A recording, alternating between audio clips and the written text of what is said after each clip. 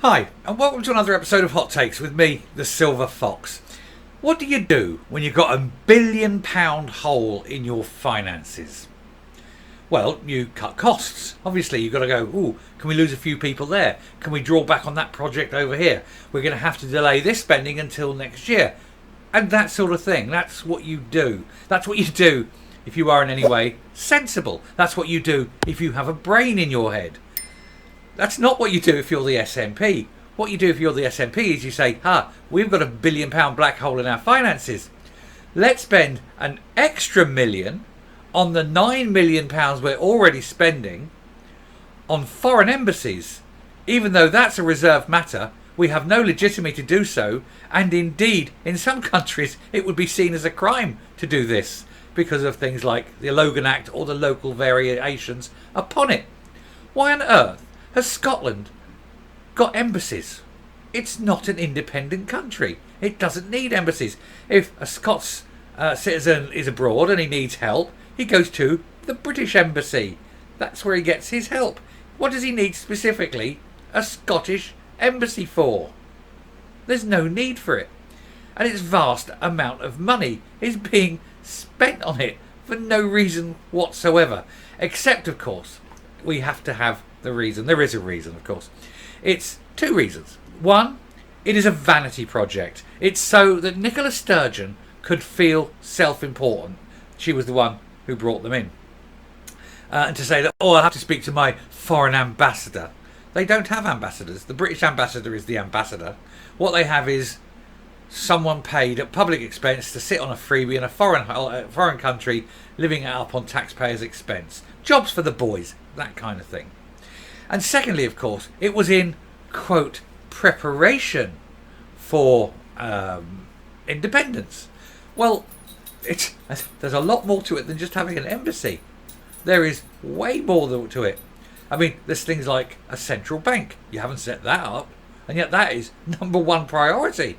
So why are you spending money on embassies when you haven't even got a central bank?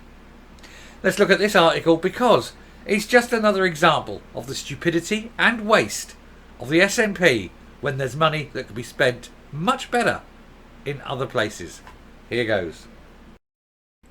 So SNP government spending on foreign embassies, and they put them in quotes because they're not really embassies, it skyrockets by more than £1 million in 5 years. Now that's not saying it costs £1 million. It's gone up by £1 million in 5 years. The Scottish Government is spending almost £9 million a year to run international offices, despite foreign affairs being a reserved matter, and the country is predicting a £1 billion budget black hole, but just so she can hang around with the ambassadors. Although we know that she does like ambassadors. She does enjoy eating the occasional Ferrero Rocher. Certainly the French ambassador's Ferrero Rocher is a very popular choice. The SNP government has been blasted for its skewed priorities after every priority is skewed, isn't it? After it was revealed that public spending on its international offices has skyrocketed by more than £1 million in just 5 years. This is despite Scots suffering with a cost of living crisis and the nationalists complaining about £1 billion budget black hole. Yeah, you've got £1 billion hole and you spunk your money away left, right and centre on crap like this, which is not only not necessary but could be seen as, well, treason in some considerations of treason. You are acting outside of the official government of the United Kingdom on matters of national importance. It could be construed as treason. It's very, very difficult. A total of 9 overseas premises are operated by the Scottish Government, with the majority being opened under the SNP. One more in Warsaw in Poland is scheduled to be opened over the next few years. A lot of close ties between Scotland and Warsaw, is there? I don't know. But opposition critics have queried why the SNP administration is spending so much on what they have done, what they've dubbed pretendy embassies, and they're wee pretendy embassies, because that's all you've got. You cannot have an embassy until you are a sovereign country and recognised as such by the United Nations. Anyway, most of the overseas offices are even located within the existing UK embassies, and their aims are also promoted by the UK government as well. I'd like one of those jobs, I must admit. Imagine going, oh, you can go off and live in foreign climes, somewhere warm, you get paid a nice little salary, there's nothing to do because actually the UK embassy is going to do all the work. You've just got to be there to represent us. It's a joke, isn't it? It's when Hamza Yousaf flies in on Scotland's Air Force One, which is a clapped out with camel. Unbelievable, isn't it? Anyway, new figures have revealed that the government has budgeted 8.9 million for their 9 international offices. £1 million a year for an office. I mean, unbelievable, isn't it? Including the newly opened one in Copenhagen in Denmark. This is slightly down on the spend of 9.06 million in 22-23, but it is a substantial increase from the 2019-21, where it was £7.6 million. It's why? What on earth? What on earth are they spending it on? The most expensive sites to run are Brussels and London. London? You've got a Scottish embassy in London.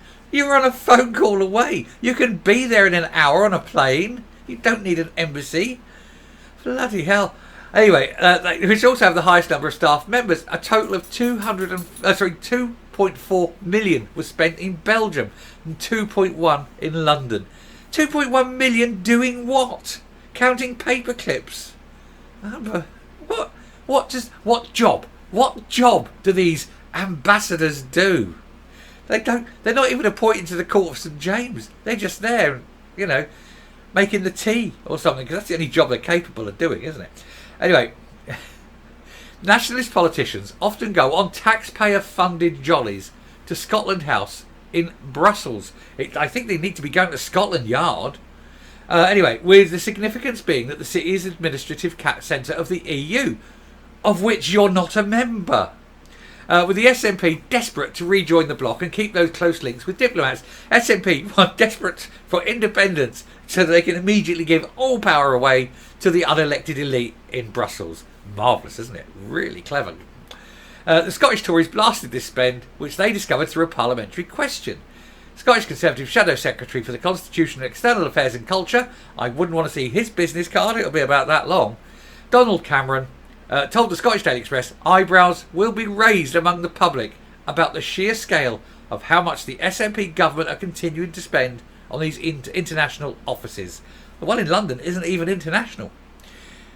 When you are up there somewhere and your granny can't get an operation, or your local school has got no textbooks, but you look and you see that nearly 10 billion is being spent on a man sitting in an office in London stirring his tea, doing nothing, you have to question, why did I vote for the SNP? Unfortunately, if there's one thing more stupid than an SNP politician, it's your average SNP voter, because they keep voting for these people even when presented with facts like this. Oh yes, the hospitals are crap and the schools are falling apart, but hey, we've got a man in London who's a pretendy ambassador on a good salary. Anyway, during the cost of living crisis, he continued, the SNP should be spending taxpayers' money on supporting people who need it most, rather than diverting it towards pushing their independence obsession at every turn. The SNP Green government should be focusing on Scotland's real priorities, such as fixing our NHS and strengthening our economy, not increasing the money spent on these pointless offices. It's not even funny, is it? It's not. When you look at the absolute waste of time, effort, and of course money that's going in to the pretendy embassies with their pretendy ambassadors who actually have no recognition. Foreign dignitaries won't recognise them because they don't have the bona fides of actually being a member of the diplomatic corps. They're not even diplomats. They don't have that. Scotland cannot issue diplomatic passports. It cannot issue any form of diplomatic ID. Only the Foreign and Commonwealth Office can do that. What are these guys playing at? The country's falling down around their ears and they're doing pretendy ambassadors. They're rebels. Anyway, I shall stop there and come up. It is funny though, isn't it? I tell you what the SNP are. They are children playing Let's Play Grown-Ups. You know, it's like, you know, they're like 6-year-olds pretending that they're going to work and doing a hard day's work. You know, let's play doctors and nurses. You know, that kind of thing. That's the mentality of these people. And it would be very tragically sad if it wasn't for the fact that it's costing a fortune for their little playground games. They need all to be recalled. The British government should actually just say, no, every one of you out of our embassies, go home, stop spending the money, stop wasting the money, and if you do it again, we'll just end devolution. Stop being children. Oh. Anyway, I shall stop there because they are just morons, aren't they? I shall stop there. Thank you very much for listening. If you like what you see here on the channel, please hit the subscribe button, ring the bell, leave a like, leave a comment, please share the video. And until next time, stay safe, stay well, grow up, and, you know, stop playing stupid games. And goodbye.